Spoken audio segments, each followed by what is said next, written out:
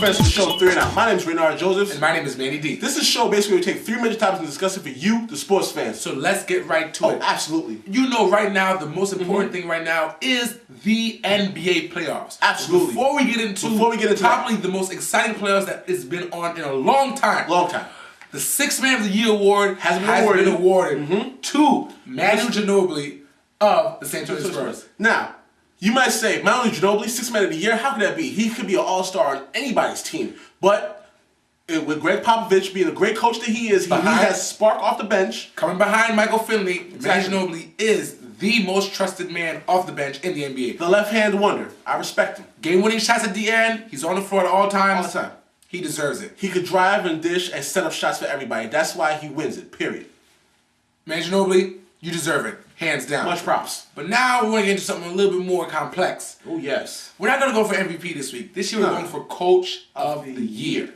Now, who do you have as a Coach of the Year? Coach of the Year, I have to say he may have been a hot pick. He may have fizzled out a little bit. But what he did for his team to get them where they are right now, I have to say Rick Adelman. Oh, my goodness. We agree on something. Hands down. I have to say, Rick Adelman, what he did with the Rockets, with Yao Ming going out, with Tracy McGrady having the load on him, he made Rafael Alston second longest winning streak, period, in NBA history. Oh, let's not talk about the streak. The off of a team who's lost their 7'6" center, who is the franchise player, period.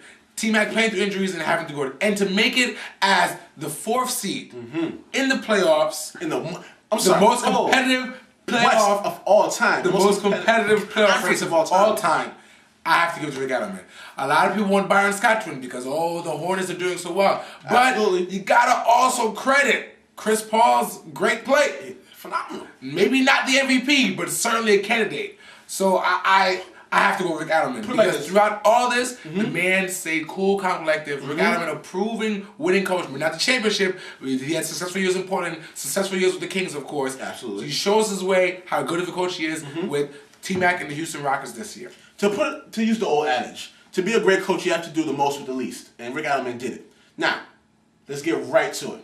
The NBA playoffs. Oh, it has been great. This is popping, ladies and gentlemen. We got a 40-point game going into 40-point game by Duncan going into double overtime. Oh, no. Let's talk about Mr. Tim Duncan shooting a 3-pointer. Tim Duncan is 3-pointer. That's what ball players do. That's what a proven 4-time champion does. Mr. All around, get it done. The man says anywhere on the court, y'all know what it is. I'm gonna do it. Give me the ball. I'm gonna do it. I'm going with Tim Duncan. But I heard through some intel, a little birdie told me that you actually want the Suns to win, or do you expect the Suns to win? I would like to see the Suns win because you know what?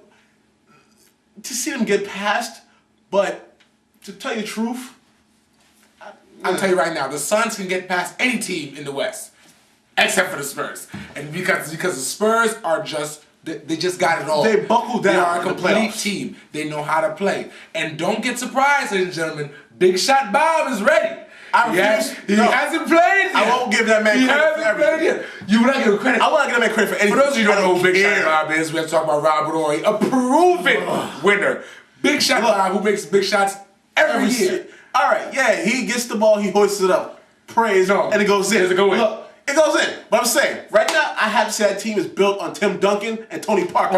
Robert Horry just comes in. No shame. Tim Duncan is the centerpiece of the team. Yes. But Robert Horry will make that shot. Arguably one of the best clutch players of all time. Anyway, while we're talking about big men in the league right now, let's go to the East and let's talk about Mr. Kevin Garnett, ladies and gentlemen. I don't care what no one says. I say it right now. Kevin Garnett is the Defensive Player of the Year. If he does not get it, it's a robbery, travesty, whatever big words you want to throw out there. Start boycotting. But I'm telling you right now, Kevin Garnett is on fire. The Boston Celtics, ladies and gentlemen, are for real. I'm telling you right now. When you talk about a well-oiled machine, when you talk about execution, when you talk about greatness in the making, you're seeing it this year. Boston if Celtics, they don't win a championship, it's a waste. The Boston Celtics are a team. And I'm picking the Boston Celtics. I'll say it right now. I'm going to go out on the limb. Bold. I'm putting the Boston Celtics. You think their energy, their passion, their motivation will run out. Boy, was I wrong. Oh, no. Boston Celtics all the way. Ray Allen's hungry. Garnett's hungry. Pierce is hungry. And right now. They have a great bench. Right now. If you go back in the episodes, you would have seen me doubt Rajon Rondo because he lacks experience. I remember that. I apologize to Boston, to America, and personally to Mr. Rondo. You know what I call you, Mr.? It is important. You get respect on the show. Mr. Rondo is playing ball. Absolutely. Do what you do. You're fast. Do what you do and keep doing it well. The man can score. But right now, when you put him out there to lock down another point guard, he can do it. The man has defense, but most importantly, he is leading that team, and they all have faith in them. Okay. Ray Allen, Paul Pierce, Garnett, and the rest. Rajon Rondo, I'm a fan. I'm a fan. We talk about the Boston Celtics, right? We see what a big turnaround that they did. Now, I hear some intel that just happened today.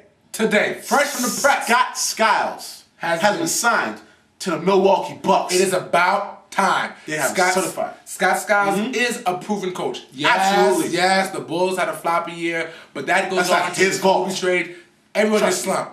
Scott Skiles is a proven good coach. Absolutely. He brought that team out of the slumps, and this is a good look for Michael Redd and the Bucks. Oh, let me tell you something. The Bucks haven't had a proven coach since they had George Karl. And how long ago was that? 4 years. That was Ray Allen days, the big three. Ray Allen, Ray Robinson, set himself. So now they got Mr. Redd, they got Scott Skiles, and they trust me.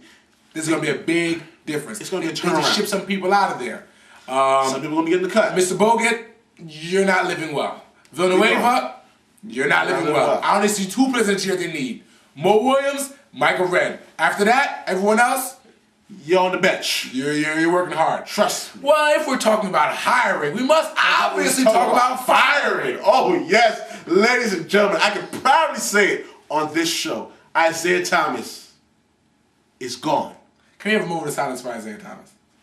No, not really. Oh, my goodness. I'm going to tell you right now, Isaiah Thomas will deserve no respect from me as a coach, as a GM, but as a player, phenomenal. I will give him respect. All right. Anyway, Isaiah Thomas, you have stepped down. You have anything? I like the term step down. He was fired. He wasn't stepped down. He was fired by Mr. Donnie Walsh. Donnie Walsh, you came in, you cleaned the house. Thank you so much. You have liberated us from 7 years of darkness. Devoted Knicks fan. Now we have hope. You have a lot to clean up. But here's what we're hoping for. You say you want to get the Knicks under the cap, salary cap, by 2009. That means Eddie Curry might be gone. Zach Randolph. I'm liking doing this look. I mean, Isaiah Thomas has not been successful coaching any team that he's coached. Never. I'm tell you right now, the man of mediocrity. The Knicks, you guys got some problems. I'm looking for the Knicks and the Bucks to make a good trade once in a while because some people gotta go. I'm looking for some draft day trades. Please. Just like how Boston made moves, the Knicks, they're next. Gotta make moves. But now since there's an open spot, in the coaching seat of the New York Knicks, who do you see might be stepping up? I see is a popular name. He's a bubble name. He's coming out there. I see Mark Jackson most likely making that transition from the booth of TV analyst to an NBA coach. Reason being is Donnie Walsh doesn't mind going out there on a limb to hire new unproven talent. Well, Mark Jackson is Mr. You're better than that. Yes, we all know who he is. Mr. Mark Jackson. Probably one of the best Knicks point guards. Obviously, the second best point guard of all time in the assist list. Mark Jackson is a well-respected person. But I gotta go with Rick Carlisle. Rick Carlisle is a proven coach. True. I like him. And he needs a job. And I know the Knicks need a coach. So I see a good match right there. We definitely see that happening. And you know what? Don't worry though. Anybody that steps in right now will be doing a better job than Isaiah Thomas. We just hope that you guys can get 30 wins. You understand what I'm saying? 30 wins. That's all. Anything. If they do more than 30. Well, that's what it is. Genius. Bucks is moving on. The Knicks are rebuilding. And most importantly, this is the most important playoffs right now. Keep watching. It's a great thing. It's a great exciting thing. Well, that's our 3 major topics for this week. Once again, my name is Manny D. My name is Raynard Josephs. And that's our show. We out.